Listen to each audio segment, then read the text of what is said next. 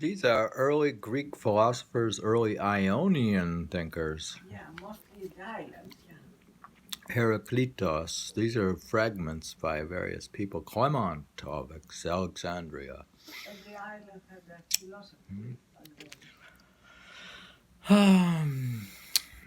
then. This is against men accepted as wise of those who have opinions. It is the man who enjoys the highest opinion who knows. That's sort of obvious, but that's Cletus. Much learning does not teach intelligence, for otherwise it would have taught it to Hesiod and Pythagoras, and again to Xenophanes and Heraclitus. Much learning does not teach. What's he saying there? The same as the teachers say. Didn't you read the poem the other day? If the whole intelligence is not equal to one glance of God, What did he say previously? And on the other side, much learning doesn't. You have to be able to understand also. You have to. Diogenes. He said that Homer deserved to be driven out of the competitions and thrashed, and Theolocus likewise. What? He didn't like Homer? Did anybody say something against Homer? Regarding the knowledge, Hippolytus, the refutation. Regarding the knowledge of things that are evident, humans are fooled in the same way as Homer, who was wiser than all the other Greeks. 4 boys who were killing lice fooled him by saying, "The ones we see and grasp we leave behind. The ones we do not see or grasp we take away."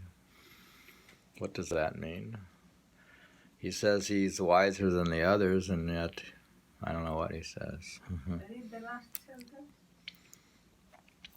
Regarding the knowledge of things that are evident, humans are fooled in the same way as Homer, who was wiser than all the other Greeks. For boys who were killing lice fooled him by saying, "The ones we see and grasp we leave behind. The ones we do not see or grasp we take away." What does that mean? I guess you gotta be wiser than Homer or Heraclitus to understand it. Aristotle. Heraclitus criticized the poet Homer, who wrote, "If only strife would vanish from gods and men, for there would not be any harmonia, if there were not high-pitched and low-pitched, nor would there be any animals without female and male, which are opposites." Does that make any sense? Read it again. Heraclitus criticized the poet Homer. This is from Aristotle, who wrote, "If only strife would vanish from men, gods, and men." That's Homer said that? For there would not be any harmony if there were not high-pitched and low-pitched, nor would there be any animals without female and male, which are opposites. You see, he believed that the extreme opposites are necessary. So high pitch and low pitch to be able to have the music in between. Okay, Scalia on Homer's Iliad. He, Polydamas, was Hector's comrade, and they were born the same night. It is on the basis of this verse that Heraclitus calls Homer an astronomer, and also of the one in which he says, "I say that there exists no man who has ever escaped his fate."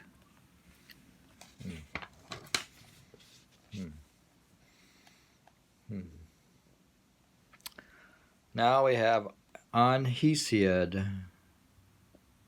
I guess it's on. This is Heraclitus talking about people, Hesiod. Hippolytus says, the teacher of the most people is Hesiod. They are certain that it is he who knows the most things. He who did not understand day and night, for they are one.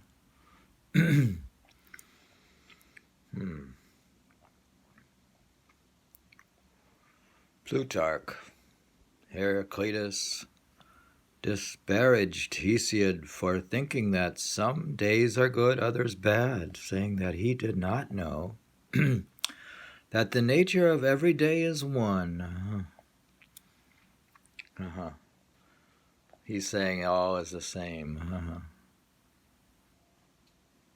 Is that the nature of the nature of day and night is the same. If you go from a point far away, I mean, what is the difference in a way? Here we have Pythagoras. Now we have a comment by, it's in Diogenes and it's on Pythagoras by Heraclitus.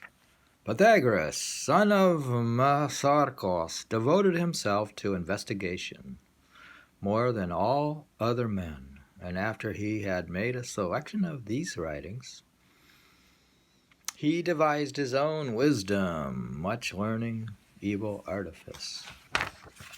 He says much learning is it evil artifice? Much learning. Is he complaining about Pythagoras here? I don't know. On someone else.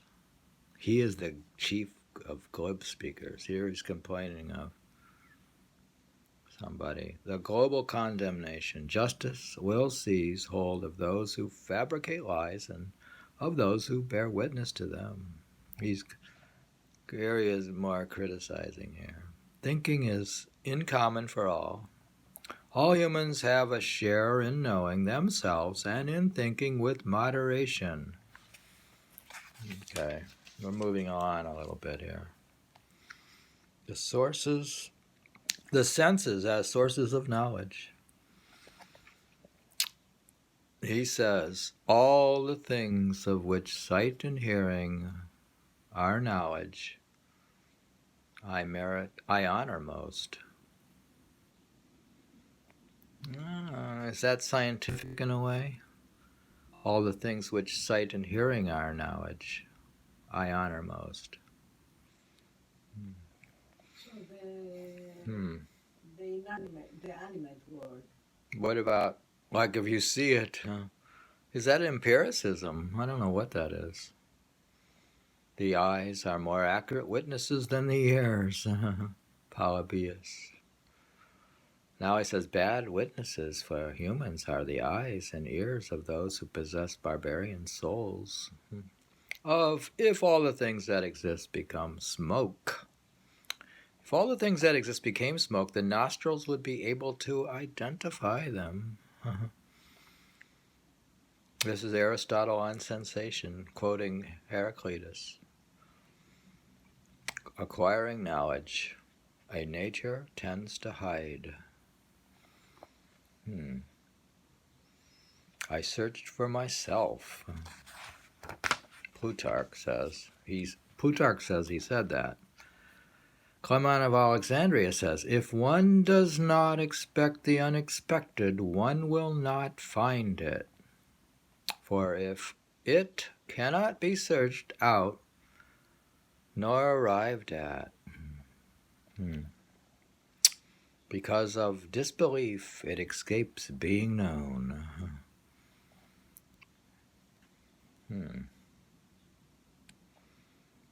Those who search for gold dig up much earth and find little. I suppose that's true. Huh?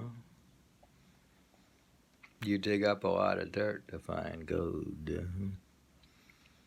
According to Heraclitus, men who love wisdom must be investigators into very many things.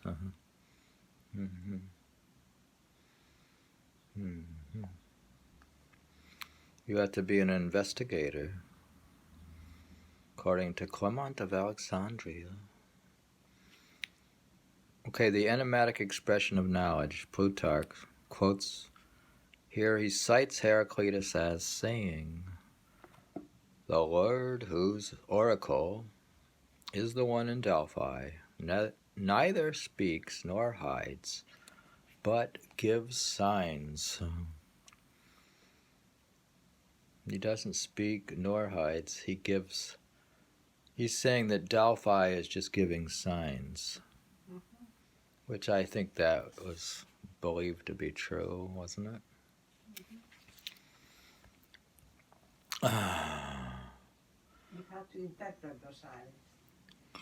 Here he says, "The Sibyl with her raving mouth." What? We're going to continue with what is wisdom? Of all those whose logos I have heard, no one has arrived at the point of knowing that what is wise is separated from all. One thing, what is wise to know the thought that steers all things through all things.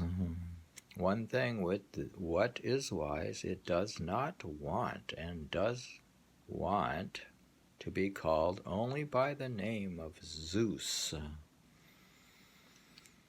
I'm stopping to, we're reading fragments of Heraclitus from the Loeb Classical Library, which provides the ancient Greek.